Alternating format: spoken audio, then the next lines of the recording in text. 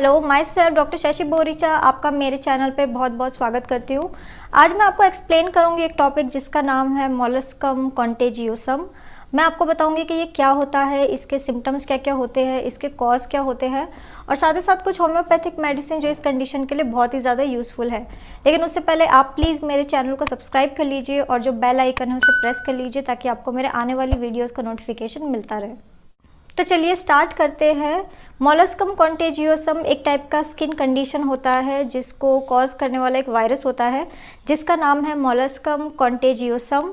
ये एक टाइप का आप कह सकते हो कि बिनाइन रेज्ड बम्स होते हैं जो स्किन में होने लग जाते हैं और ये काफ़ी ज़्यादा आप कह सकते हो कि बहुत जल्दी स्प्रेड होने लग जाता है, फैलने वाली बीमारी होती है। जो बम्स होते हैं वो रेड कलर के हो सकते हैं या फिर स्किन कलर के भी हो सकते हैं। ज़्यादातर ये जो कंडीशन है ये पेनलेस होती है, इसमें पेशेंट्स को कोई भी पेन फील नहीं होता। इसके अलावा इसमें किसी ट्रीटमेंट की भी ज़रूरत नहीं पड़ती, ये अपने आप ही क्योर होने लग जाता है और जब भी ये क्योर होता है तो इसका कोई भी स्कार फॉर्मेशन स्किन में नहीं होता। ये जो बीमारी है ऐसा देखा जाता है कि ये 2 मंथ से लेके 6 मंथ तक अपने आप ही क्योर होने लग जाता है। अब मैं आपको बता देती हूँ कि किसी पर्सन को ये कंडीशन कब होती है। तो इसका एक बहुत ही इम्पॉर्टेंट रीज़न है कि स्किन टू स्किन कांटेक्ट। अगर आप किसी ऐसे पर्सन के टच में है जिसको बीमारी है, अगर आप उसकी कोई भी चीज़ों को यूज़ करते हैं, उसका कोई भी ऑब्जेक्ट को आप यूज़ करते हैं तो आपको ये कंडीशन हो सकती है। जैसे अगर आपने किसी का टॉवल यूज़ कर लिया, किसी के कोई बच्चे को अगर ये प्रॉब्लम है उसका टॉयज़ को यूज़ कर लिया तो उससे आपको ये बीमारी हो सकती है। ज़्यादातर केसेस में ऐसा देखा जाता है कि इसमें किसी भी तरीके के ट्रीटमेंट की ज़रूरत नहीं होती, ये अपने आप ही डिसअपियर हो जाते हैं कुछ टाइम के बाद।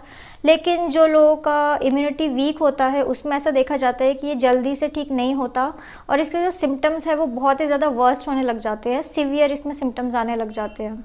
तो अब मैं आपको इसके सिम्टम बता देती हूँ कि अगर किसी पर्सन को ये बीमारी है तो उसमें आपको क्या क्या सिम्टम्स दिखाई देंगे। तो सिम्टम्स आपके अंदर तब आएंगे जब आप किसी कॉन्टेमिनेटेड ऑब्जेक्ट को टच करते हो या फिर किसी इन्फेक्टेड पर्सन के टच में हो, उसके साथ आपका direct skin to skin connection है या फिर कोई आपका सेक्सुअल इंटरकोर्स हुआ है, तो ऐसी कंडीशन में आपको ये बीमारी हो सकती है। इसके जो सिम्टम्स है वो ऐसा देखा जाता है कि 6 महीने बाद आपकी बॉडी में अपीयर होने लग जाते हैं। तो सिम्टम्स तो यही है कि इसमें आपको रेड कलर के या स्किन कलर के बम्स स्किन में डेवलप होने लग जाएंगे। जो बम्स है वो शाइनी या फिर स्मूथ अपीयरेंस का हो सकता है। इसके अलावा ऐसा देखा जाता है कि उसके अंदर कई बार फ्लूइड भी जमा होने लग जाता है।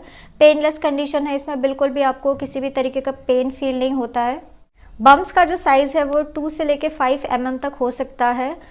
ये बॉडी के हर पार्ट को इन्फेक्ट कर सकता है सिवाय पाम्स और फीट के, वहाँ पे ये नहीं होता है।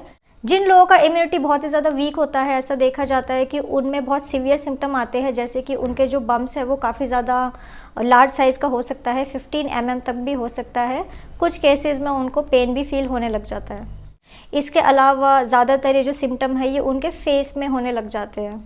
तो अब मैं आपको इसका कॉज बता देती हूँ कि आखिर क्या रीज़न है बीमारी होने का। तो जैसे कि मैंने आपको पहले ही बताया है कि जो वायरस है वो इसके लिए रिस्पॉन्सिबल है। जो वायरस का नाम है मोलस्कम कॉन्टेजियोसम, ये वायरस इस बीमारी के लिए रिस्पॉन्सिबल है और बच्चों को भी ये बीमारी हो सकती है। बच्चों में ऐसा देखा जाता है कि टॉयज़ के वजह से या फिर दूसरे बच्चों के साथ खेलते हैं जिनको ऑलरेडी इन्फेक्शन है तो उनको हो सकता है।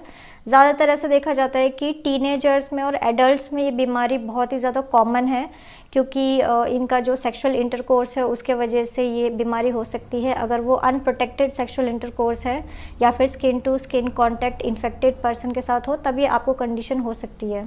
तो अब मैं आपको इसका रिस्क फैक्टर बता देती हूँ कि कौन कौन से लोग ज़्यादा रिस्क में रहते हैं इस डिज़ीज़ के।